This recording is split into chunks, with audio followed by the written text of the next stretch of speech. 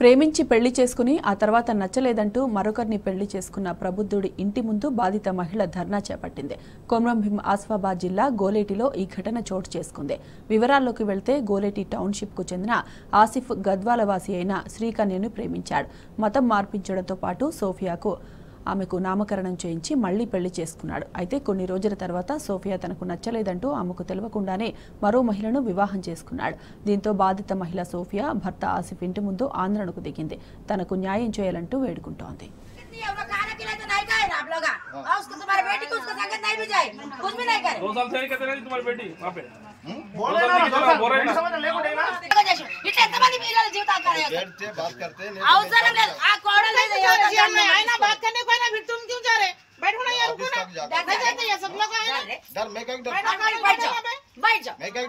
बैठ जाओ भाई, आप डरते नहीं, रोज बोल रहे वाले तो कैसे शादी करते नहीं करते थे नहीं। बैठो बैठ जाओ भैया, भैया बैठ जाओ ना।